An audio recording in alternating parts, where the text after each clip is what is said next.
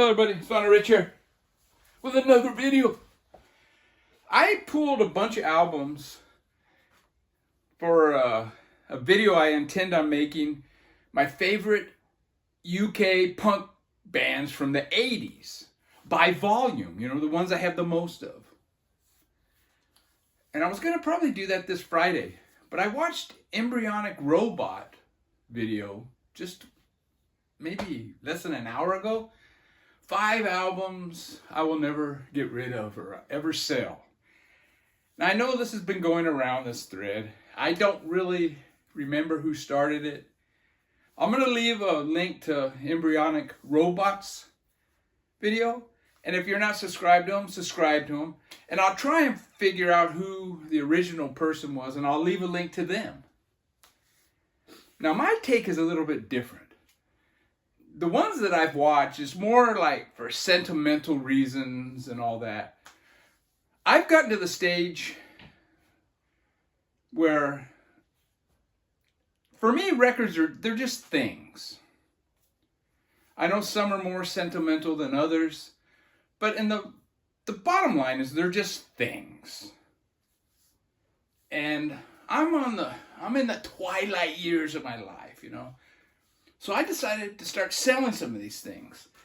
I actually was fortunate to get hooked up with a guy through Ron at Going Underground Records.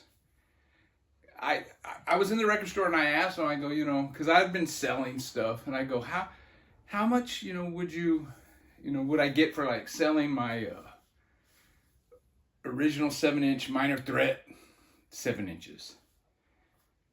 And he goes, well, that's a tough one.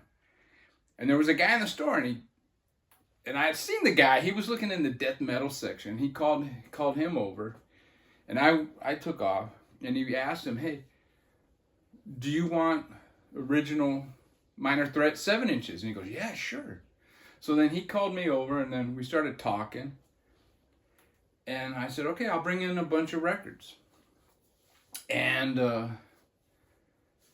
I brought him in. I made an arrangement with Ron. He gets a certain percentage, which is more than fair.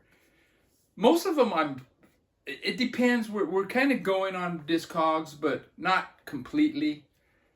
I mean, there's no sense in me asking for medium price if he can just go on Discogs and get it.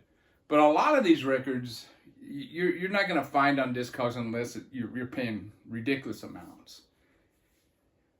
And in that first batch of records, I think I made like $3,000. So I haven't sold any in months now, but it's close to $30,000, which I have gotten for selling old US punk albums. So almost anything's up for sale, Like I sold my original Minor Threat out of step because I had this one. It's like, had the $5 thing. It sounds fine. So, yeah, you can have the original for $100 and whatever dollars, But these are ones that I'll never sell. First one is the Hags. This is a fantastic album. It was included in my 100 best punk albums ever, whatever that video was. It got quite a few views. I think the Discogs medium price on this is maybe $10 or less. So if I'm only going to get like $7 for this, I'm not going to sell it. It's that good. And it's the same with this one here. Capital Punishment, Slum with a View. Hardcore band out of Sacramento. I'm pretty sure. Could be Visalia, but I think it's Sacramento. Could be Fresno, but no, I'm pretty sure it's Sacramento. But I think the medium price on Discogs is $15 for this one. I'm going to keep it. Now, I sold all my Buzzcocks except for the Singles Going Steady one. I mean, their first 3 studios, I sold those. And I got pretty decent money for them. I might even sell the Singles Going Steady because, quite frankly, this is the only one I need. It's Time's Up, Buzzcocks. This is like demos from early demos, and they're fantastic. I like these rougher, raw takes than I do the polished studio versions. And you can get this, I think, pretty cheap, so why would I sell it? You know, it's readily available. There's no sense in selling it. Unless, you know, I'm getting rid of everything. Another one that falls into that category. I don't really know what the medium price is on this. It's a Radio Raheem reissue.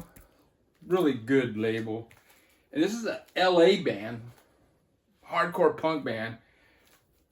It sounds like they look there. Really brutal, fast. They do not sound like the stereotypical LA punk scene sound or Southern California punk sound, Decadence, and all that. But I won't sell this. This is one that gets a lot of play, I've gotten rid of some of my originals because I've listened to them hundreds and hundreds of times. And this is one of my newest, and heavy rotation. And another one that fits into that category is this Iconoclast. Now, I never got to see this band. Like, I didn't even really know about them until this reissue came out. Now, this band I was fortunate enough to see. I only saw them once. And man, they were wild. Again, they don't sound like what you think of when you think of Southern California punk. They're very noisy, distorted, very fast. And this is demos from 1983, an 84 song that was on a Flip Side fanzine, an 84 song, and then one from 85. They're like in the kind of crass mixed with Discharge. It's kind of like that, but really good. And this is a comp, and I don't think it's worth anything. So why would I sell it? If it ever goes up in price like to $500, okay, I'll sell it. So that's 5. Now a recent record that I picked up that I'm not going to sell because I'll probably be spinning this till the rest of my life, and it's Twisted Teens. This is maybe my favorite record released in the last decade, maybe quarter century. I love this record. It's fantastic. I play it all the time. And at this stage of my life, when I'm dead, my wife can sell it, She'll get $5 for it probably. Or $1, who knows. But anyways, that's my spin on it. I'm not selling records that people don't really want, It's really surprising on some of the punk records that they're selling for a lot, and then there's others that nobody cares about, It's really weird. But anyways, and a lot of those ones that nobody cares about are really good. Take care, everybody. Go Dodgers.